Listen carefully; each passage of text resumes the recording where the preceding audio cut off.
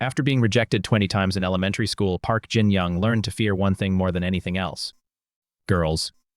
It was not because he hated them. It was because every time he tried to like someone honestly, the result was humiliation. He confessed, got rejected, tried again, got rejected again, and the pattern kept repeating until the number became almost impossible to laugh off. 20 rejections before he even reached middle school. By then, his heart had stopped treating romance like something sweet. To Jin-young, liking someone felt like standing in front of a crowd with his chest open, waiting for the next person to stab him.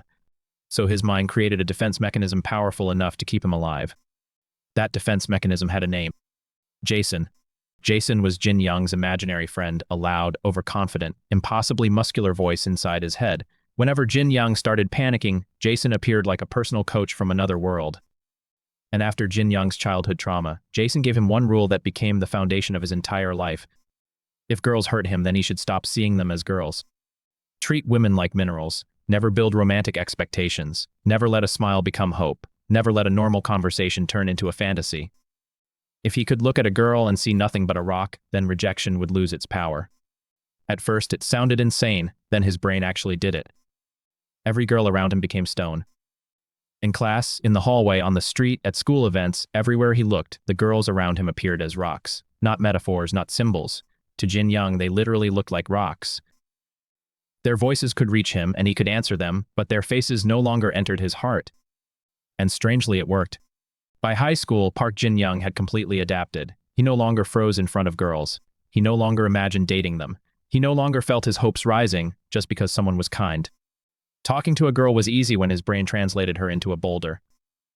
He studied, he worked out, he kept quiet, he minded his own business.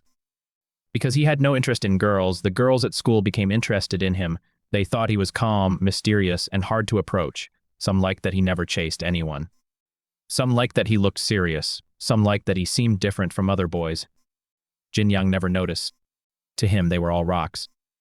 That was the cruel irony of his life. The more he protected himself from girls, the more attractive his distance became. Other boys tried too hard, bragged too much, or chased attention too openly, while Jin-young simply passed through school like none of it mattered. No one knew that his confidence was not confidence at all. It was fear wearing armor. When girls tried to talk to him, he answered politely enough and moved on. When someone laughed near him, he did not wonder if she was laughing because of him. When someone smiled, he did not mistake it for interest. Jason's method had erased every small trap that once pulled him into hope. It had also erased something else.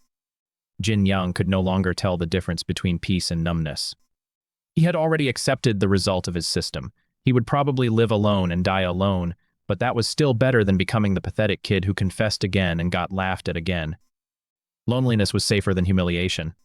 Then his entire system collapsed because of a phone. One day, while walking outside, Jin-young dropped it on the street. A girl picked it up and called after him. He turned around casually, expecting to thank another rock and move on. Instead, he saw a human face. The girl standing in front of him was not stone. She had eyes, an expression, a real presence. For the first time in 5 years, Jin-young was looking directly at a girl and seeing her as a girl. His mind short-circuited. Sweat broke across his face.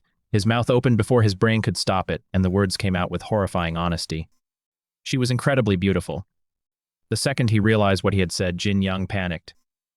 He snatched his phone from her hand and ran away, leaving the girl behind on the street while his mind screamed that his school life was over.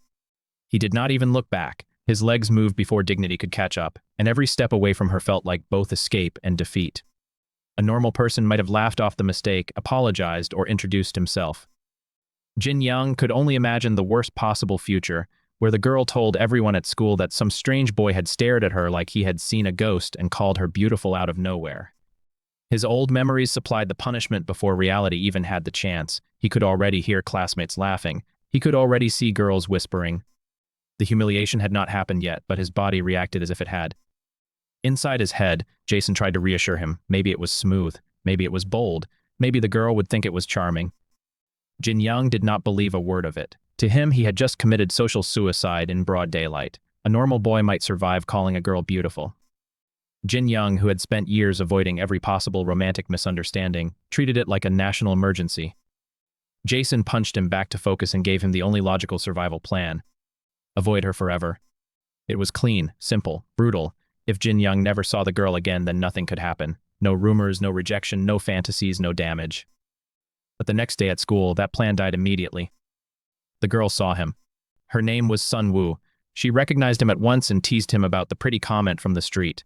Jin Young turned pale, lost every bit of composure he had, and escaped again.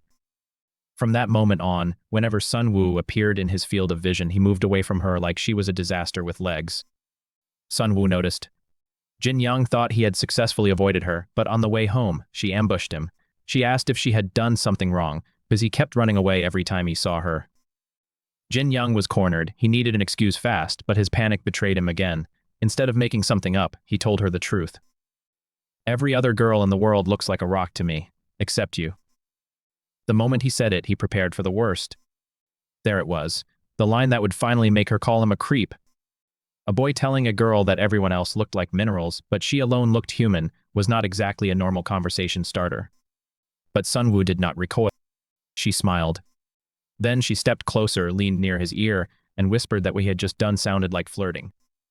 Jin Young's two sacred rules turned to dust. His brain immediately started producing the exact kind of fantasy Jason had spent years warning him against. Sun Woo smiling at him, Sun Woo walking beside him, Sun Woo dating him, Sun Woo in some bright future where they were happy together.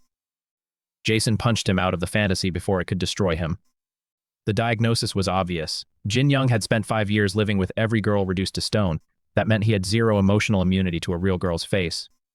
Sun Woo had bypassed the entire defense system, and now one smile from her could send him spiraling.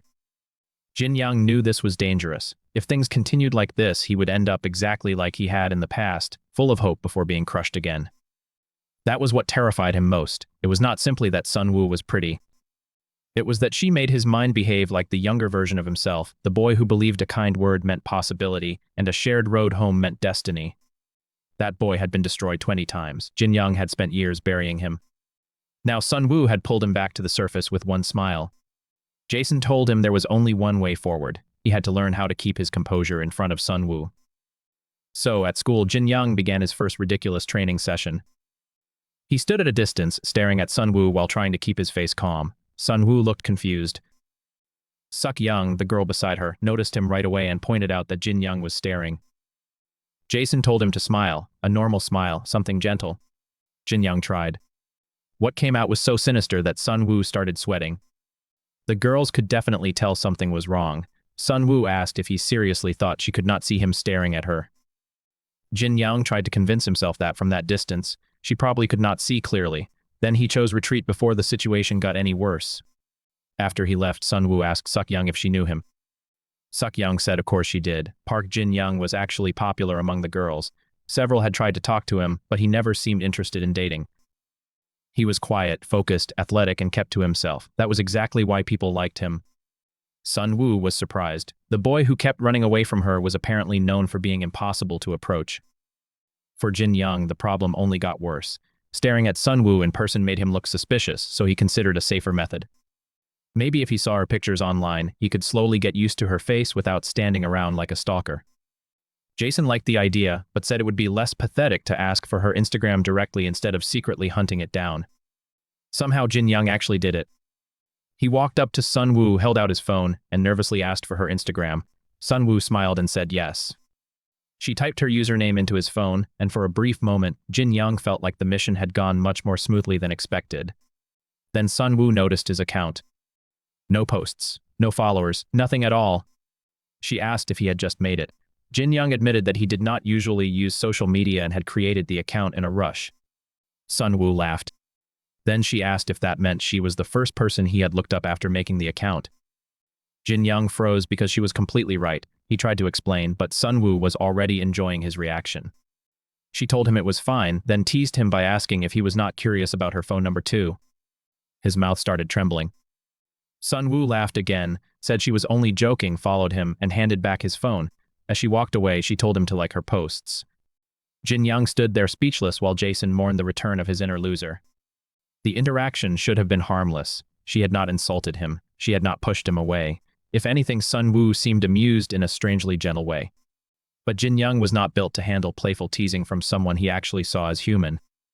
Every joke felt like it might hide a test. Every smile could become a setup for rejection. Even when Sun Woo gave him exactly what he asked for, he found a way to panic because his fear kept searching for danger. That was why Jason kept warning him. Sunwoo was not attacking him, but Jin Young's own imagination was. That night, Sunwoo looked at Jin Young's first awkward post and noticed his terrible photo sense. Meanwhile, Jin Young slept until a notification appeared. Sunwoo had liked his photo. It was only one like, but for Jin Young, it was enough to restart the dangerous movie in his head. Sunwoo, meanwhile, kept gathering information. She asked Suk-young whether it was true that Jin Young had no interest in girls. Suk-young confirmed it, then decided to prove it. When Jin Young passed by, Suk-young pretended to fall. She put on a cute expression and hoped he would help her up. But Jin Young saw a rock lying on the ground. Without a word, he grabbed Suk-young by the jacket and dragged her away like an obstacle blocking the path. Sunwoo laughed so hard she could barely stand. Suk-young was humiliated beyond words. Jason, however, was still trying to understand the real issue. Why did Sunwoo not look like a rock? Jin Young had looked at her multiple times, and every time she looked different. More human. More dangerous, more impossible to ignore. Jason formed hypotheses, but before they could properly discuss them, Jin Young ran into Sunwoo again near the bus stop. She needed to get home but had no money for the bus. When Jin Young asked where she lived, she said the apartments at Samo Village. It was not that far, so Jin Young offered her the money he had. Sunwoo refused. If she took it, it would look like she was extorting him. Instead, she told him to walk her home. Just like that, Jin Young found himself walking alone beside the girl his brain could not process. He barely heard her talk. Everything became noise because the situation itself was too overwhelming. He had never imagined walking home with Sunwoo, just the two of them. Then an old memory attacked him. In elementary school, he had once liked a girl who walked the same way home. Other children teased them, asking whether they were dating. The girl shouted that there was no chance she would ever date someone like him. Jin Young had broken down in tears. After that day, she stopped walking home with him. The relationship ended before he could even confess. That was why walking beside Sunwoo felt so uncomfortable. Even an innocent walk home could become the start of humiliation. He told himself it would be over soon. Sunwoo usually took the bus, so this would not happen again. Then Sunwoo groaned and collapsed. Jin Young rushed over. She reminded him that she had chronic anemia and asked him to help her up. He took her hand, pulled her to her feet, and tried not to panic over the contact. Sunwoo asked if they could walk more slowly. Jin Young agreed, but the moment he realized he was still holding her hand, his mind tried to produce another romantic fantasy. He fought it down by remembering Suk-young's fake fall, which made Sunwoo laugh when she brought it up. Eventually, they reached her apartment. She thanked him and said goodbye. Jin Young felt relief wash through him. It was finally over. He had survived. Tomorrow, everything could go back to normal. Then Sunwoo called his name. She said her allowance would take a while to come in, so she would be counting on him again tomorrow. Jin Young drifted into another plane of existence. Jason analyzed his reaction with concern. Jin Young had wanted it to be over, so why did his face look like that? Before the question could settle, Sunwoo collapsed again from exhaustion, and the sun set as the two of them kept dealing with the strange new routine between them. That was the confusing part. His fear screamed that he should avoid her, but some quieter part of him did not hate the idea of seeing her again. The walk had been miserable, embarrassing, and full of panic, yet when Sunwoo casually turned it into a promise for tomorrow, his heart reacted before his brain could stop it. He told himself it was dread. Jason was not convinced. Jin Young had spent years making sure he never looked forward to moments like this. Now one girl had him dreading tomorrow and waiting for it at the same time. The next morning, Suk-young was preparing revenge. She had stayed up practicing low kicks because she refused to forgive Jin Young for dragging her like a rock. She confronted him at school, called him Four Eyes, and announced that she would only hit him with about 3 low kicks. Jin Young asked why it had to be him. Suk-young told him to shut up and attacked. To Jin Young, she became a giant rock charging at terrifying speed. He ran for his life. Suk-young was faster than he expected. She caught up, prepared to kick, and at that exact moment, Sunwoo appeared. Suk-young's low kick hit Sunwoo instead. Sunwoo froze, then collapsed. Jin Young rushed in to help, but he tripped and crashed to the ground too. In the end, both of them ended up sprawled on the floor while Suk-young stood there speechless, horrified by what she had done. The scene moved to the infirmary, where Jin Young and Sunwoo lay side by side. Sunwoo casually said Suk-young had always been a little strange. Jin Young, stuck alone with her again, tried not to let his inner failure surface. Jason calmly sipped tea inside his mind, reminding him not to lose control. Sunwoo stared at the ceiling and asked if he knew what lunch was. Jin Young answered that he thought it was something fried. Then she asked if he usually ate breakfast. He admitted that his father was always home in the morning, and being around him felt awkward, so he often left early. Sunwoo said he should try to get along better with his dad. The comment stayed with him. It was not advice with any dramatic speech attached to it. Sunwoo did not know his family situation deeply, and she did not pretend to. She only said it naturally, like she thought relationships could still be repaired if someone tried. For Jin Young, that kind of simple optimism felt almost unfamiliar. His relationship with his father was not openly violent or full of screaming. It was colder than that. They lived in the same house, ate at the same table, and still somehow felt far away from each other. Jin Young avoided breakfast because silence with his father made him feel smaller than hunger did. Sunwoo's words pressed gently against a place he usually ignored. Then Jin Young remembered the first thing he had ever said to her. At first, he thought calling her beautiful had been an accident caused by shock. But as he looked at her now, he realized something uncomfortable. She really was beautiful. Sunwoo caught him staring and asked if she was really that pretty. Jin Young panicked, apologized, and tried to explain. Sunwoo sat up and laughed, saying she enjoyed teasing him because just a little push made him say strange things. Then she said he was cute. Jin Young wondered if Jason's hypothesis was right after all. The infirmary should have been a place to recover, but for Jin Young it became another battlefield. Sunwoo was right beside him, close enough for every small movement to register. The old rule said he should detach, turn away, and make sure nothing in his heart responded. But Sunwoo was not a rock. That meant every casual sentence from her had weight. When she teased him, he reacted. When she smiled, he remembered it. When she called him cute, the word did not disappear after the conversation ended. It stayed behind like a mark.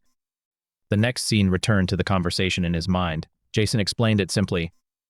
Jin Young had fallen for Sunwoo at first sight, and for now, there was no better explanation for why she did not look like a rock. That possibility terrified Jin Young so deeply that he began having nightmares.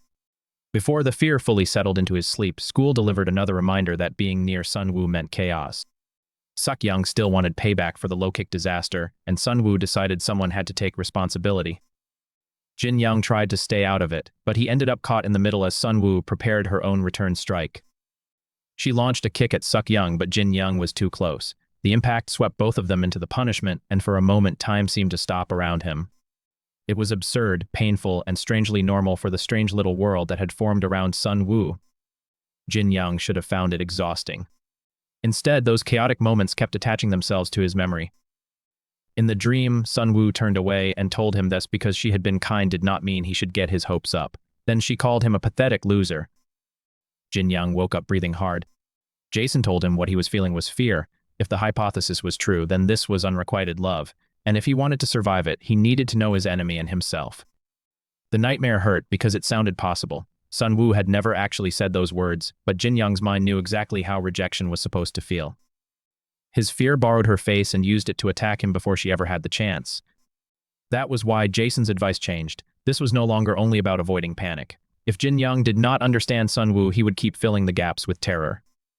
The less he knew, the more his trauma would invent. At school, Jin Young took that advice seriously. If he wanted to understand Sunwoo, he had to learn more about her. He went to her classroom, Class 5A, and searched for her seat. Instead, he met Gu-man. Gu-man was 18, blunt, rude, and sitting near Sunwoo's desk. When Jin Young asked if he had seen her, Gu-man answered with obvious irritation. He said she sat there sometimes, and that there were always boys drooling over girls like her. The tone bothered Jin Young. Jason suggested handling it through dialogue. Jin Young handled it by calling Gu-man a pig and telling him not to talk nonsense. Gu-man asked how Jin Young knew anything about that damn girl. The words hit Jin Young wrong. He told Gu-man not to talk about Sunwoo like that. Gu-man laughed and said he had been the same once. Jin Young told him to stand up. Gu-man asked why, and Jin Young rolled up his sleeves. Then he punched Gu-man in the stomach. Once, twice. Sunwoo appeared just in time to witness a pig getting beaten in her classroom. Jin Young explained that Gu-man had called her a damn girl. Sunwoo laughed and said Jin Young could keep hitting him because Gu-man was always like that. Later, after the incident cooled down, Jin Young apologized and asked if Gu-man had really known Sunwoo since childhood. Gu-man said yes, they had grown up together and gone to the same schools. Then he warned Jin Young that if he was after Sunwoo, he should give up. She was extremely popular, and every guy who had tried to get close to her had failed. Jin Young thought that might simply mean she had not liked any of them. Gu-man said that was not the point. He remembered a day in high school when he called out to Sunwoo and noticed something strange. She smiled like usual, but something about her felt off. It was still Sunwoo, but not completely. He could not describe it, only that a sense of distance had appeared. Since then, Gu-man felt something strange from her. That warning stayed with Jin Young even if he did not understand it. Guman was crude, annoying, and almost impossible to take seriously, but the fact that he had known Sunwoo for so long made his warning difficult to ignore. He was not speaking like a rival trying to scare Jin Young away. He sounded like someone who had seen a familiar person become slightly unreachable and had never figured out why. That bothered Jin Young more than he wanted to admit. Sunwoo looked cheerful. She laughed easily. She teased him without hesitation. Around other people, she seemed bright enough to fit anywhere. But maybe fitting everywhere was different from belonging anywhere. Soon after, he ran into Sunwoo and Suk-young in the hallway. When Sunwoo asked if he and Guman had already become close, Jin Young tried to hide that they had been talking about her. Guman immediately shouted that they had been talking trash about her. Jin Young stared at him in disbelief. Then Guman made the misunderstanding even worse by saying he had talked about every detail of her filthy backside. Jin Young smacked him with his jacket while Jason complained that Guman was far too violent for normal dialogue. Sunwoo and Suk-young left the idiots behind. That afternoon, Sunwoo approached Jin Young again and teased him about supposedly talking trash behind her back. He stammered, but she said she already knew Guman was joking. There was no way Jin Young would actually do something like that. Then she asked him to walk her home. This time, she had bus money. She simply did not want to deal with the hill near her apartment, because even thinking about it made her dizzy. On the way, Sunwoo complained about hills. Jin Young asked if even a small incline was hard for her, and she explained how anemia made her short of breath. Then she asked him to push her from behind so climbing would be easier. Jin Young hesitated, then placed his hands on her back and pushed. Sunwoo said it helped, then laughed that it tickled. Jin Young immediately became nervous because Sunwoo's jokes always seemed to walk straight into dangerous territory. His imagination started again. What if they became closer? What if touching her back like this became normal? What if he carried her someday? Jason, unhelpfully, said the fantasy warmed his heart. Jin Young asked if this level of imagination was healthy. Jason confidently said he was free to imagine whatever he wanted. Sunwoo called out to him, snapping him back to reality, because he had been pushing too fast and she was practically dying. At the top of the hill, they stopped. The view opened in front of them, wide and bright. Even Sunwoo had not realized there was such a beautiful spot near her home. Jin Young was surprised she had never noticed it, but Sunwoo said a person with chronic anemia should not be climbing places like this in the first place. Still, she looked out over the view and said it was beautiful. Jin Young stared at her as the wind moved her hair. Guman's words returned to him, that strange feeling around Sunwoo. Jin Young did not know what Guman meant. But if feeling like he could not see anything except her counted as something strange, then maybe he understood a little. For a moment, neither of them teased the other. There were no strange excuses, no rocks, no imaginary punches, and no desperate attempts to escape. There was only the view, the wind, and Sunwoo standing beside him after a climb that had clearly taken more out of her than she wanted to admit. Jin Young realized he liked seeing her like this. Not collapsing, not forcing a smile for classmates, not turning every sentence into a joke, but simply pausing in front of something beautiful and letting herself look at it. That realization scared him too. He called her name and told the truth. He admitted he really had talked about her with Guman earlier, but not to insult her. He had learned they were childhood friends, and he had wanted to know more about her. That was all. Sunwoo was surprised. Jin Young explained that he did not want her to misunderstand. He had never said anything bad about her. Sunwoo looked away for a moment, then said he did not need to worry. She had already forgotten about it. When he asked if she meant it, she said yes and suggested they head back. Her reaction was hard to read. Jason wondered if Jin Young really needed to be that honest. Sometimes silence was easier. Jin Young had the same doubt, but on her way home, Sunwoo replayed what he had said. Then, after walking a little farther, she collapsed again from exhaustion. The next day, Jin Young saw how naturally Sunwoo and Guman fought like real childhood friends. Sunwoo accused him of eating bread from her locker. Guman admitted it and asked what she would do. She threatened to have him killed and use his meat to make kimchi stew. Jin Young could only conclude that they were definitely close. Their friendship was strange, but it had a history Jin Young could feel even without understanding it. Sunwoo could threaten Guman without sounding truly cruel, and Guman could answer with shameless confidence, because he knew exactly how far he could push her. There was a rough familiarity there, the kind that only came from years of sharing classrooms, lunches, insults, and ordinary days. Jin Young noticed it because he did not have many relationships like that. Most of his connections were careful, distant, or built around school. Watching Sunwoo and Guman argue so naturally made him realize how much of Sunwoo's life existed before he ever noticed her. If he wanted to know her, he would have to accept that she was not a mystery created for him. She was someone with a whole past, full of people and memories he had never touched. At school, Jason encouraged Jin Young to play soccer for the first time in a while. Jin Young was athletic because after his childhood rejections, he had thrown himself into self-improvement. Studying and working out were things he could control, unlike people's feelings. During the game, he scored and impressed his classmates. The boys cheered, saying they could crush Class 5 if he kept playing like that. Nearby, Suk-young and Sun-woo watched. Suk-young complained that the boys would make the classroom smell like sweat. Other girls commented that Jin Young looked cool playing sports, especially because he was usually so quiet. Suk-young did not understand why he was so popular. Sun-woo, however, watched him differently. The more the girls talked, the more Sun-woo seemed to think back over everything she had seen. Jin Young running away from her, panicking over Instagram, walking her home, carrying himself awkwardly through every compliment, and still somehow acting sincere when it mattered. The other girls only saw the quiet athletic boy on the field. Sun-woo had seen the embarrassing, nervous, strangely honest version too. That might have been why she did not dismiss the compliments as quickly as Suk-young did. After the game, Jin Young went to wash his face. Gu-man approached and complained about the dark side of soccer. Goalkeepers could block 100 shots, but if one got past them, everyone blamed them. That was why he hated that Jin Young had scored on him. Then Gu-man sprayed him with ice-cold water. Jin Young splashed him back, and a water war broke out. By the time Sun-woo and Suk-young passed by, both boys were soaked and shouting. Gu-man took off his shirt. Jin Young, caught up in the chaos, took off his own shirt too. Then Sun-woo called out, reminding them the bell had rung. Jin Young froze. Sun-woo and Suk-young stared at him shirtless. They looked at Gu-man with disgust, but Jin Young's physique made them pause. Then they left while muttering about the nightmare they had just witnessed. For Sun-woo, the moment was over in seconds. For Jin Young, it became evidence in a mental trial. He had not planned to show off. He had not even known the girls were nearby. But once Sun-woo saw him like that, his mind began replaying the scene from every possible angle. Did she think he was weird? Did she think he was trying to impress someone? Did she compare him to Gu-man and laugh afterward? The more he thought about it, the more he wanted to grab Gu-man again and blame him for every second of embarrassment. Jin Young grabbed Gu-man by the collar and blamed him for ruining his life. They fought again, while Sun-woo glanced back at them from a distance. The next day, Jin Young's performance in soccer dropped. Gu-man blocked his shot and mocked him. During halftime, Jin Young sat down on the bench, exhausted. Sun-woo appeared beside him and said he looked tired. Jin Young looked up, panicked, and told her to get down. She asked why. He remembered what Ms. Jo had once told him after he crouched in the hallway and accidentally looked at her from below.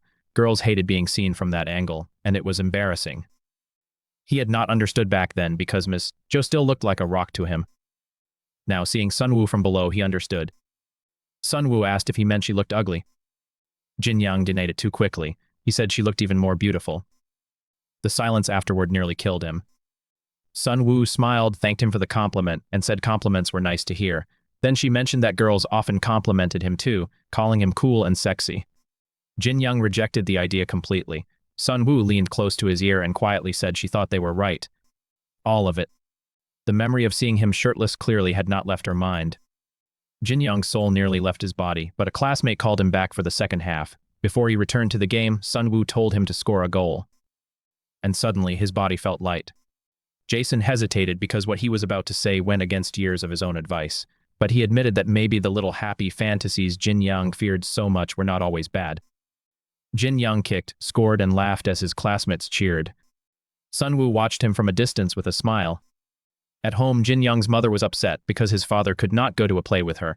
They already had tickets, but work had gotten busy.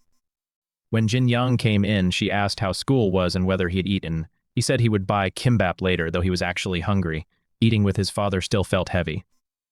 Then his mother offered him the theater tickets. There were 2, and she told him to go with a friend. The word friend made the problem worse. Jin Young did have classmates he could talk to, but inviting someone to a play on the weekend was different from asking to borrow notes. It sounded intentional. It sounded personal. It sounded like the kind of thing that could be misunderstood, which meant it was exactly the kind of thing Jin Young usually avoided. He tried to keep the decision practical. Maybe he could invite someone who would not make it strange. Maybe a normal classmate would go, and the tickets would not be wasted. But every refusal narrowed the path until only one name stayed in his mind. Sun-woo. Jin Young tried everyone. One classmate said he would be sick that day. Another had club duties. Gu-man said plays were not his thing. Jin Young assumed Gu-man liked anime more, only for Gu-man to point out that he did not even watch anime. Jason said stereotypes could be scary. With every other option gone, Jason told Jin Young to admit the truth. He wanted to go with Sun Woo. Jin Young denied it, but Jason knew fear had already taken over. Jason did not treat the fear as something small. To Jin Young, asking Sun Woo out was not a cute teenage problem. It was standing at the edge of a memory that had ruined him once already. If she said no, he would not only hear one rejection, he would hear all 20 again. Ms. Jo caught him talking to himself and somehow guessed he had imaginary friends. Then she asked whether there was a girl he wanted to take to the play. When he admitted it, she immediately guessed Sun Woo. Jin Young was shocked, but Ms. Jo had overheard enough of his embarrassing conversation with Sun Woo to understand the situation. She told him asking Sun Woo to the play would basically be asking her on a date. It was almost the same as a confession. Then she called him a coward and decided to force the issue. Ms. Jo called Sun Woo over and told her Jin Young had something to say. Then she openly said he wanted to see a play with her that weekend. Suk Young and Sun Woo laughed at him for being cowardly enough to use a teacher as a messenger. Jin Young still had to answer when Sun Woo came over and asked if he wanted her to go with him. He froze, then nervously said yes. The weekend arrived. Jin Young dressed carefully, even wearing contact lenses. Jason told him he looked good, but then brought up the real question. What did Jin Young want from Sun Woo? As far as Jason could tell, Jin Young had romantic feelings for her. This invitation made those feelings obvious enough that Sun Woo had probably noticed. For a normal person, that would not be a disaster, but Jin Young still carried an extreme fear of rejection. If he moved straight towards Sun Woo, the same childhood pain might happen again. If he let go of his feelings now, he could avoid it. That was the fork in front of him. One path was familiar. Turn her into a rock, erase the possibility, and return to the lonely safety he already understood. The other path had no guarantees at all. It meant accepting that Sun Woo could misunderstand him, reject him, pity him, or grow tired of him. It meant walking forward while knowing he might get hurt. For most people, that was simply romance. For Jin Young, it felt like standing in front of the same classroom of laughing children all over again. Jin Young already knew one way to detach from feelings. He could make Sun Woo a rock. Jason said that if Jin Young chose to see her as stone because he was afraid, Jason would respect the decision and give advice that matched it. Running from fear was still one way to survive. Then Sun Woo arrived. She noticed he had dressed up and asked about it. Jin Young blushed, and all the memories returned. The rejections, the laughter, Jason's old advice, and the comfort of seeing girls as rocks. If he never saw Sun Woo as human, he would never have to want anything from her. A calf, Sun Woo noticed he ordered espresso and called it mature. Jin Young only bought it because it was cheap, but he did not say that. There was still an hour before the play. Sun Woo said it was her first time seeing one, and she was excited. Jin Young tried to listen, but his mind kept circling Jason's question. Could he really overcome his trauma? Could someone like him, who hid behind rocks and imaginary rules, actually move closer to a girl without breaking? Sun Woo realized he was distracted. She scolded him for thinking about something else while she was right in front of him. She had spent 2 hours getting ready, doing makeup and choosing clothes because she was meeting him. If she had put in that much effort, he should at least focus on her. Jin Young understood immediately. She was right. It was rude to invite someone out and spend the whole time trapped in his own head. So for that day, he decided to focus on Sun Woo. The answer to his fear could wait. The play turned out to be bizarre. The actors performed Romeo and Juliet in a way that barely resembled the original. Sun Woo nearly fell asleep, and Jin Young stared at the stage in confusion. Afterward, they wandered around. He tried to win her a plush toy from a claw machine and failed. They went to karaoke. They ate together. They walked through the city at night, talking about school, friends, and pieces of their past. None of it looked like the perfect date Jin Young's imagination might have created. The play was dull, the claw machine stole his money, and every pause in conversation made him wonder if he had done something wrong. But Sun Woo kept walking beside him. She laughed when things went badly, teased him when he became too serious, and never made the failures feel like a reason to leave. That was why the day became dangerous in a different way. It was not perfect, but it felt real. Eventually, it was time to say goodbye. Sun Woo thanked him for walking her home. Jin Young wanted to say that he had fun. He wanted to ask if they could go out again. The words were right there, but fear wrapped around his throat. He thought about how today's date had not really started from his own courage. Ms. Jo arranged it. Maybe Sun Woo had come because she felt pressured. Maybe this just like 5 years ago, when a girl walked with him only until others made fun of them. Instead of asking for another date, he only said he would see her tomorrow at school. Sun Woo asked why it took him so long to say that and joked that he had made her nervous. As she turned to leave, Jin Young almost chose the old path. If he practiced, maybe he could learn to see Sun Woo as a rock before they got any closer. He would avoid rejection before it happened. Jason asked if that was his decision. Jin Young asked Jason how he looked right now. Jason answered with brutal honesty. Jin Young had needed someone else to invite Sun Woo for him. He had spent the beginning of the date distracted. He made her cut his food because he was nervous. He was too scared to ask for a second date, and now because he feared getting closer, he was trying to turn her into a rock. He was being pathetic. Jin Young knew it. He reached for Sun Woo's hand and called her name. Then he apologized and said that next time he would take her to a more interesting play. She had only fallen asleep because this one was boring. Sun Woo laughed and said she had been wondering when he would finally say that. For a moment, neither of them moved. They were holding hands, embarrassed and quiet. Jin Young apologized again, but Sun Woo said it was fine. Next time he could show her something better. When she walked away, she looked down at the hand he had held. Her expression made it clear that she had enjoyed it. The next day, Jin Young worked out to clear his mind. Whenever he overthought things, exercise helped. That was how Suk Young found him. She appeared behind him, called him a little punk, and immediately criticized his form. Jin Young had no idea why this rock was suddenly yelling at him, but Suk Young was serious. She said he would ruin his joints if he kept training that way, then left and returned with the attitude of a coach. Jason saw the chance immediately. Suk Young was Sun Woo's closest friend, which meant she could be useful. If Jin Young wanted to get closer to Sun Woo, he needed information. When Suk Young came back and ordered him to do push-ups properly, Jin Young used the opportunity to ask about Sun Woo. Suk Young instantly guessed he liked her. Jin Young panicked, but Suk Young said anyone could tell. Even a random chicken nearby probably knew it. Then she warned him again. Winning Sun Woo over would not be easy.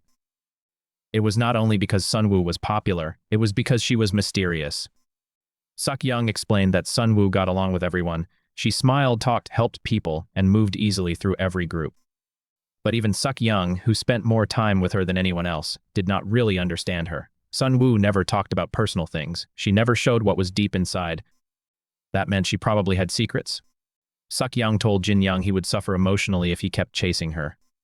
Jin Young remembered Gu Man saying something similar. Sun Woo had a strange distance around her.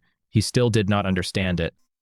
The warning did not make him want to quit. If anything, it made him more aware that Sun Woo was not just the girl who escaped his rock vision. She had her own walls, her own defenses, and maybe her own version of Jason hiding somewhere inside her heart. Jin Young had spent years making himself hard to hurt by turning girls into stone. Maybe Sun Woo had spent years making herself easy to like but hard to reach. Then Sun Woo arrived and saw Jin Young training with Suk Young. Suk Young explained she could not stand watching him exercise wrong. They started talking about the chicken nearby, then Sun Woo decided to join the training. Because of her anemia, even assisted pull-ups were difficult. Suk Young helped her, and Jin Young prepared to count. But Sun Woo noticed Jin Young watching her. She strained hard, lost focus, and fell directly onto Suk Young. Both girls ended up on the ground. Jin Young asked why they were still lying there, reminding Sun Woo that he had warned her not to overdo it. Suk Young realized Sun Woo had been daydreaming during the exercise and that Jin Young had not even counted the reps. She screamed that she would kill both of them. Later, as they parted ways, Sun Woo asked Jin Young if he liked girls who played sports. Jin Young stared blankly, then said he thought healthy people were cool. Sun Woo was caught off guard and quietly said she understood. Jason was furious. Jin Young had failed to recognize jealousy in its natural habitat. His answer was garbage. Jin Young genuinely did not understand what part was wrong. That night, another strange story began. Suk Young had been on the school rooftop when she heard piano music from below. The sound was so beautiful it gave her chills. The next day, she told the group about it, only for Gu Man to spin the whole thing into a ghost story. He claimed there was a famous music room ghost. A girl who once studied there supposedly died while playing piano because candy got stuck in her throat. Ever since then, piano music could be heard from the same room at night. Jin Young was skeptical, but Sun Woo was clearly scared. She tried to deny it, but he noticed. That evening, while they walked together after Jin Young helped Ms. Jo grade exams, the piano started playing again. The sound came from the music room. Sun Woo froze. Jin Young said it could just be a student who stayed late. Then a dark figure with glowing eyes appeared in front of them. Sun Woo screamed and ran upstairs in terror. Jin Young followed, confused, because if she wanted to escape, going up made no sense. The figure was Ms. Jo. She was annoyed that they had mistaken her for a ghost. Jin Young reached the rooftop, where Sun Woo collapsed from the stair marathon. The piano continued below. Sun Woo was trembling and Jason immediately recognized the opportunity. A scary situation could bring two people closer, the suspension bridge effect. Sun Woo moved close and admitted she was scared. Jin Young had no idea what a cool guy was supposed to do in this situation. Then the music caught Sun Woo's attention. She said it was in 3/4 time, like a waltz. She knew because she had studied dance as a child before quitting for drawing. Since there was a ghost playing piano for them, she held out her hand. Jin Young did not understand. Sun Woo grew impatient and made it clear she wanted to dance. He was terrible. She tried to lead him, but he stepped on her foot, apologized, and nearly fell. Her foot still hurt from Suk Young's kick, but she wanted to try again anyway. The second attempt was not much better. Jin Young was clumsy enough to fall flat on his face, but Sun Woo kept laughing. The awkwardness did not ruin the moment. If anything, it made it theirs. When Jin Young asked for her hand again, his tone accidentally sounded serious. Sun Woo froze, then joked that he should take good care of her from now on. Both of them blushed. Jason reflected on the strange music that played every night. To some, it became a horror story. To Jin Young and Sun Woo, it became a small gift. What made the moment precious was how accidental it was. Neither of them had planned a rooftop dance. Neither of them had dressed for it, practiced for it, or prepared the right words. Sun Woo was still afraid of the ghost story. Jin Young could barely follow her steps, and somewhere below them, an unknown pianist played alone in the school building. But for once, Jin Young did not feel like his imagination had to do all the work. Reality itself had given him something strange and soft to remember. After they left the rooftop, Jin Young asked if Sun Woo still drew. She said yes, and he made an odd request. He wanted her to draw a muscular old man with a beard. Sun Woo said she was not very good at drawing people, but she would try. The next day, Sun Woo kept thinking about that request. It was too vague, so she planned to ask him for more details. Before she could, two classmates, Yu Won and Sobin, called her over. Yu Won had posted a video, and Sun Woo had barely appeared in it. Somehow, the views exploded. People in the comments kept asking about the beautiful girl. Yu Won wanted Sun Woo to record more videos with her and become a regular on her channel.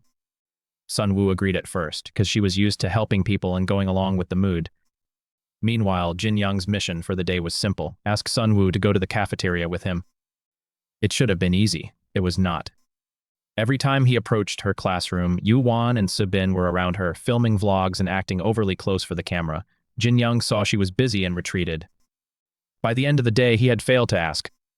Then Sun Woo found him. She teased him for wandering around while talking to himself again and asked if he was walking home. Before the mood could settle, the vlog girls called her back. Suk Young noticed what was happening and told them to read the room.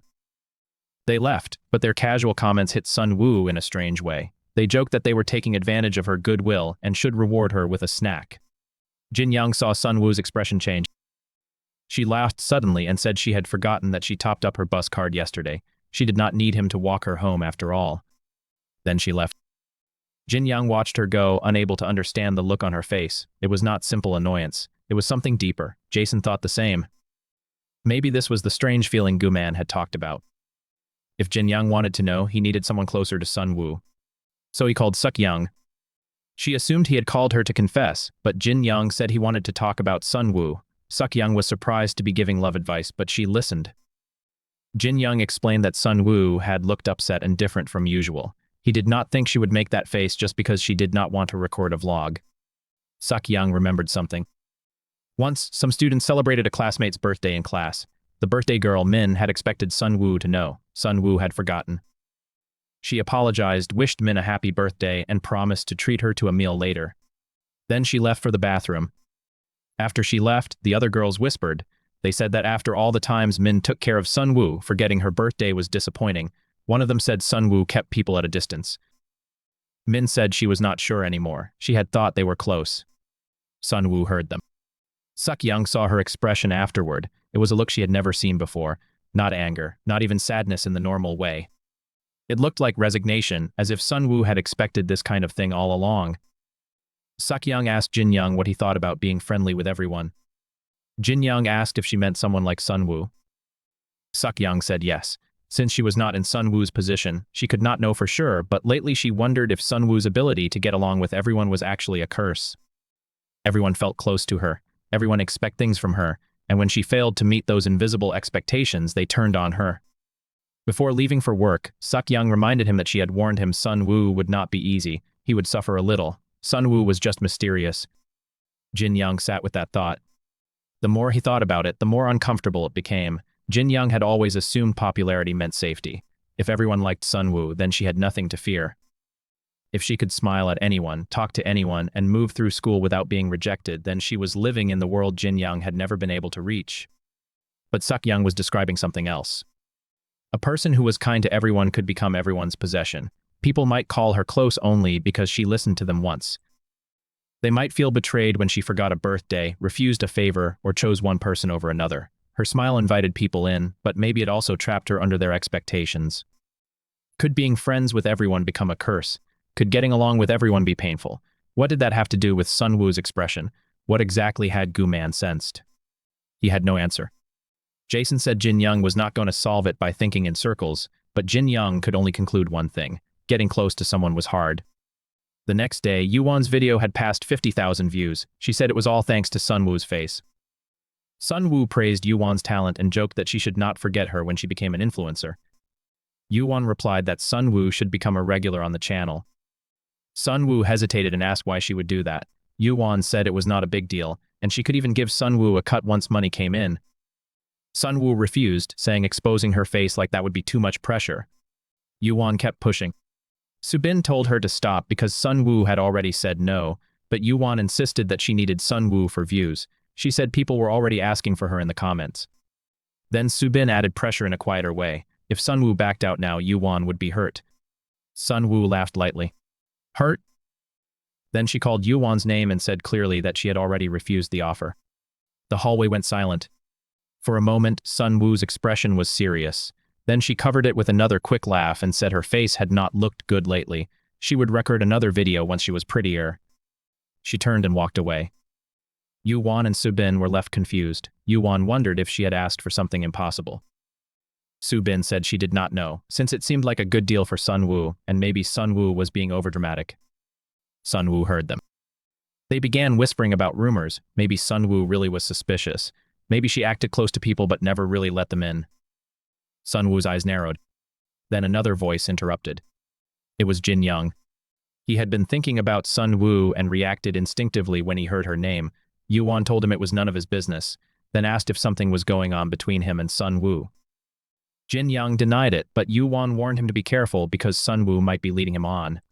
That was where Jin Young's patience snapped. In his eyes, Yuwon and Subin became rocks. Rocks that had somehow decided they had the right to talk about Sunwoo's heart. He asked what they were talking about and who they thought they were. Were they actually close to Sunwoo?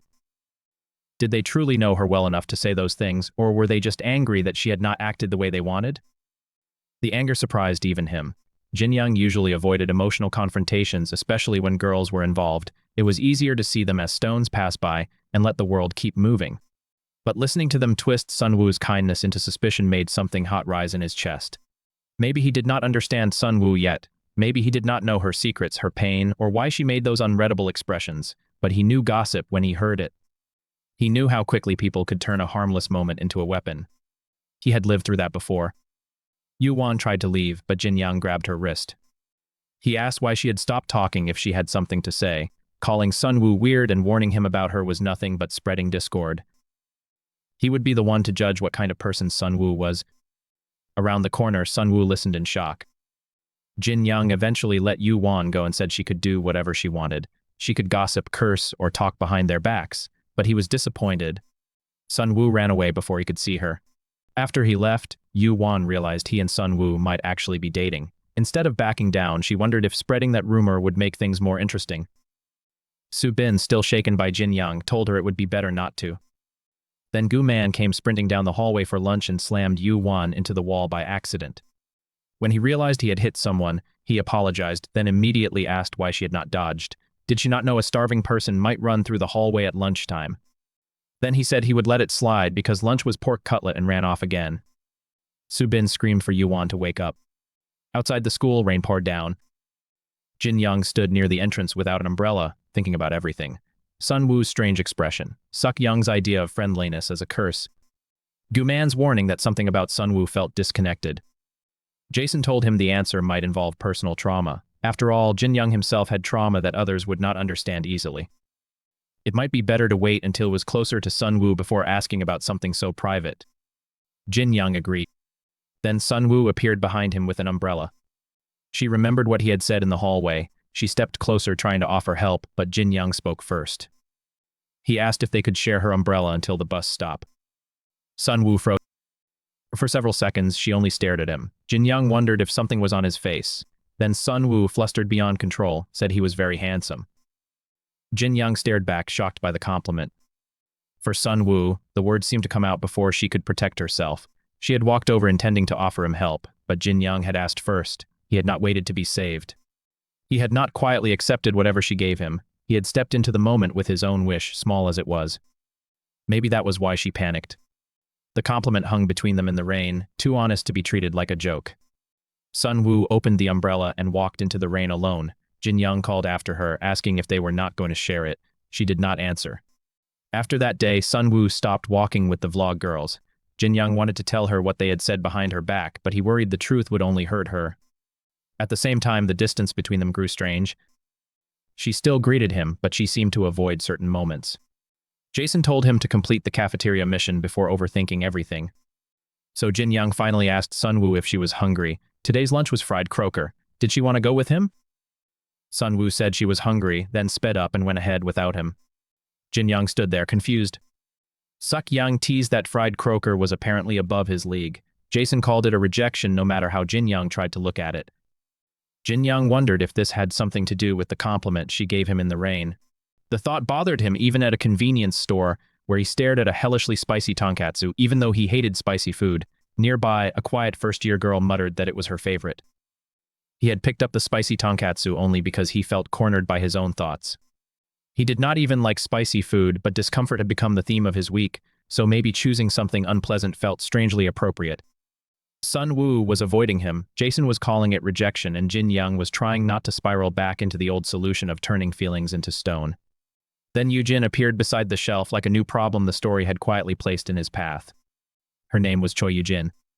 Jin Young barely understood her because she spoke too quietly. He wondered if she wanted something from him, but since she did not say it clearly, he left. Yujin watched him go, noticing the way he looked at her. The next day, she followed him. Jin Young noticed her watching from the corner of his eye during lunch, on the court, while he trained, and even while he helped Ms. Jo carry papers. Finally, he could not ignore it anymore. He handed the papers back to Ms. Jo, chased Yujin down, and grabbed her by the back of her vest. What bothered him was not only that she followed him, it was how quietly she did it. Yujin did not approach like someone with confidence, and she did not hide well enough to seem dangerous. She simply hovered at the edge of his day, always just far enough away to make him wonder if he was imagining it. By the time he caught her, Jin Young was more confused than angry. He had enough problems with Sunwoo, enough lectures from Jason, enough chaos from Suk Young and Gu Man. The last thing he needed was a first-year student treating him like some rare creature she had discovered in the wild. But Yujin's expression was not hostile. It was nervous, almost desperate, as if she had spent the entire day gathering courage and still barely had enough to speak. He asked who she was and whether she was a stalker.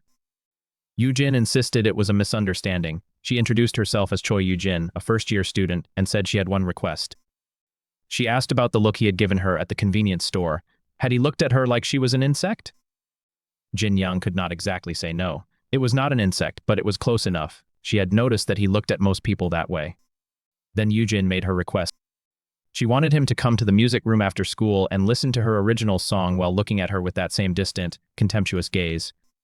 Jin Young and Jason both wondered if she was insane. Yujin tried to explain. She respected people who liked strange women, though her words came out awkwardly. What she really wanted was simple. She wanted him to listen to her song. Jin Young agreed. After school, he went to the music room. Yujin was there. When he asked whether she was the one who played every night, she confirmed it.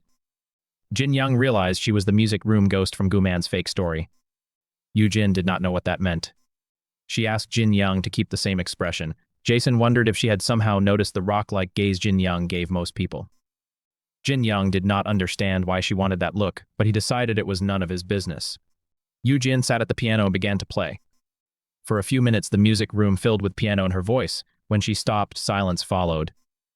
Jin Young looked serious and said it was a masterpiece. Yujin panicked and asked him to control his expression. She had been nervous. Jin Young told her that was normal, but Yujin said it had been 7 years since she had played for someone. Because of personal reasons, she had always played alone. She hated people's expectant stares. They scared her so much that she could not even make eye contact, let alone perform. That was why Jin Young's gaze felt calm to her. She asked him to truly listen. Jin Young told her he could barely hear what she was saying because her voice was so quiet, but he understood enough. He did not know what kind of gaze she needed, but she did not have to be nervous. Even if she made mistakes, it was fine. Yu Jin remembered her parents in the past, telling her she would come in first and warning her not to disappoint them. Their expectations had made music heavy. That was why Jin Young's strange gaze felt peaceful to her. Other people looked at her performance and filled the room with expectation. They wanted talent, success, perfection, proof that she was worth the attention they gave her. Jin Young's eyes, distant and almost empty toward most people, did not demand anything. To Yu Jin, being looked at like an insect was better than being looked at like a future failure. It was a strange kind of comfort, but Jin Young understood strange comforts better than anyone. Then she played again. This time, the room felt different. Yu Jin still trembled, and her voice still struggled to rise at first, but the music began to carry her forward. Jin Young listened without pretending to know more than he did. He did not analyze technique, compare her to anyone, or judge whether she was worthy of praise. He simply heard something beautiful and said so. For Yu Jin, that simple response mattered. She had asked for a cold audience because warm expectations terrified her, but what Jin Young gave her was neither cold nor demanding. It was honest. That honesty was enough to let her breathe. This time she sang more freely. Outside the music room, Sun Woo and Suk Young heard the sound. Sun Woo recognized the ghost's piano and realized the ghost could sing too. Suk Young noticed Sun Woo carrying a sketchbook and asked what she was drawing. Sun Woo showed her. It was a drawing of Jin Young. When Yu Jin finished, Jin Young praised her sincerely. He said he did not know much about music, but she could debut right away. She was really talented. Yu Jin was shaken but happy. She thanked him for listening and said she was glad he had been there. Jin Young did not know how to describe her expression. Outside school, he told Yu Jin not to stay too late or another ghost story would start. Then he heard Sun Woo's voice. She had come to ask about the drawing of the buff guy he wanted. Jin Young suggested they talk on the way home. From then on, Jin Young's days began to fill with people. In the morning, he ran 3 kilometers with Suk Young. When he had time after school, he listened to Yu Jin practice. And whenever he could, he walked home with Sun Woo. But something had changed between him and Sun Woo. They walked together for 10 minutes without speaking. Jin Young could not figure out when it had started. Maybe after the umbrella. Maybe after the compliment. Maybe after the rumors. The silence made him nervous, and he did not know how to fix it. The silence was not the peaceful kind. It was full of things they both seemed to notice, but neither could name. Jin Young wanted to ask if she was avoiding him, but the question sounded too direct. He wanted to joke, but he was afraid the joke would fall flat. He wanted to mention the rain, the umbrella, or the compliment, but each topic felt like stepping onto thin ice. Sun Woo walked beside him like always, yet the distance between them felt larger than before. For a boy who had spent years avoiding closeness, Jin Young was shocked by how painful a small distance could be. So he asked Ms. Jo for advice again. She looked annoyed but answered anyway. In her opinion, Jin Young was too soft. Girls like masculine men, especially bad boy types. He was too shy and fragile looking, the kind of guy people wanted to take care of. Jin Young asked how to become a bad boy. Ms. jokingly told him to slick back his hair, act confident, and tell Sun Woo, "If you don't come over to my place and eat ramen, you're dead." She immediately clarified that she was joking. Jin Young did not hear the important part. He stood up, thanked her, and said he finally understood what he was missing: masculinity. As he left, Ms. Jo realized she had made a terrible mistake. Later, Sun Woo came to Ms. Jo too. She said things had become strange with a friend and wanted advice. Ms. Jo, still thinking about Jin Young, told her that if her friend suddenly slicked back his hair and started acting weird, it was probably because he wanted her to find it cute. Sun Woo was left confused. After school, Jin Young worried about changing his style. If he tried a masculine look and failed, he might look worse than before. Then Yu Jin appeared and commented that he looked like someone talking to himself again. When he tried to ignore her, she grabbed his collar and complained that first he looked at her like an insect, and now he ignored her too. Jin Young said he was busy looking for a salon. Yu Jin gave him a business card and said she knew a good place. In exchange, he had to listen to one of her songs next time. Jin Young promised. The salon was far more luxurious than he expected. The staff greeted him like a VIP because Yu Jin had referred him. Jin Young wondered if he had entered the wrong kind of place, especially when he saw musicians there. Still, he sat down and asked for a more masculine style. The whole experience felt unreal. Jin Young had expected a normal haircut, not a place where people treated styling like a high-class performance. Every polite greeting made him more nervous. Every mirror showed him a version of himself he was not sure he recognized. But he stayed. Changing his hair would not magically make him brave, and somewhere inside he knew that. Still, he wanted proof that he was trying. If Sunwoo was going to see him again tomorrow, he wanted to stand in front of her as someone who had at least taken one step forward. The next morning, the whole school stared. Jin Yang walked through the hallway with his new look, feeling deeply uncomfortable. Everyone wondered if that was really him. Jason told him he looked handsome, so he should not worry. Then he saw Sunwoo and Suk-young. He called Sunwoo's name, trying to sound confident. The girls stared at him, surprised by his hair and overall change. Then Jin Young said the words Ms. Jo had given him. "Come over to my place." Sunwoo froze. Jin Young panicked and tried to soften it. Since she would be there, they could eat ramen too. That only made the line sound even more dangerous. Gu Man arrived, annoyed by the crowd forming around Jin Young. He mocked everyone for making a fuss over a little makeup and said Jin Young was in the way. They had exams to study for. That gave Jin Young an escape route. He turned back to Sunwoo and said he wanted her to come over to study. If there was any subject she struggled with, he could help. The hallway reaction made everything feel louder than it was. People were already staring because of his new style, and now they had heard him invite Sunwoo over with the confidence of someone who had no idea what he was saying. Suk-young looked like she was trying to process whether she had witnessed flirting, a threat, or a complete mental collapse. Sunwoo, meanwhile, did not run away. That alone made Jin Young's heart pound harder. She looked surprised, yes, but not disgusted. For a boy who measured every interaction by the possibility of rejection, that difference mattered more than anyone else could understand. Sunwoo found it odd but agreed. She suggested Suk-young could come too, but Suk-young had work. Jin Young said he would wait for Sunwoo after school. The second Sunwoo agreed, Jin Young realized the plan had become real. It was one thing to act confident for a few seconds in the hallway. It was another thing entirely to imagine Sunwoo walking through his front door, meeting his parents, sitting in his room, and studying beside him where there would be no classroom noise to hide behind. His heart raced so hard that even Jason's confidence sounded far away. Inside, his heart felt like it was about to explode. He wondered if he had looked manly just now, but all he could think about was Sunwoo coming to his house. On the way home, they walked in silence. The silence felt different from their walks after school. This time, it carried the weight of destination. Every street they passed brought Sunwoo closer to his house, and every step made Jin Young more aware that he could not escape into a crowd or classroom bell if things became awkward. Sunwoo did not tease him much either. Maybe she was nervous too, or maybe she was simply waiting to see what kind of place he lived in. That uncertainty kept Jin Young's thoughts spinning until his front door finally came into view. When they arrived, Jin Young's mother greeted him, then saw Sunwoo. Jin Young introduced her as a friend from school. His mother immediately shouted for him to go to the living room, shocked that her son had brought a girl home. His father came over and asked why she was shouting. When he saw Sunwoo, his eyes sparkled. Unlike his wife, he simply told them to have fun and asked his wife to bring fruit instead of making a scene. Jin Young's mother quickly realized the salon visit from the day before suddenly made sense. She politely told Sunwoo to make herself at home and promised not to bother them. Jin Young and Sunwoo went to his room to study. Sunwoo tied up her hair. Jin Young had never seen her with that hairstyle before, and immediately became another problem for his concentration. She sat behind a book, and he wondered what she was doing, though the answer was supposed to be obvious. The room itself made him more nervous. This was private space, the place where Jason's advice, his workouts, his studies, and his years of avoidance had all quietly piled up. Sunwoo sitting there made everything feel exposed. She was not just a girl at school anymore. She was inside the part of his life he usually kept separate from everyone. Sunwoo seemed calmer than him, but even she was not completely unaffected. The silence between pages felt too loud.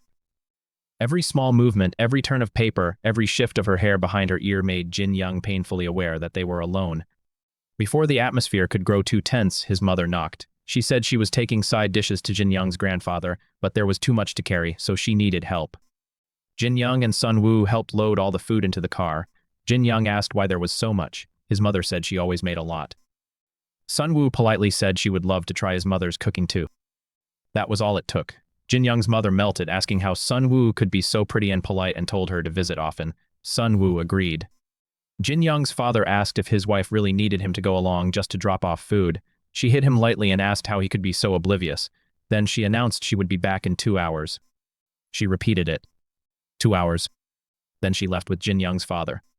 Jin Young and Sunwoo were alone in the house. The realization settled between them. It felt dangerous. Sunwoo even said so. The word dangerous did not need explaining. They both understood the situation without saying it plainly.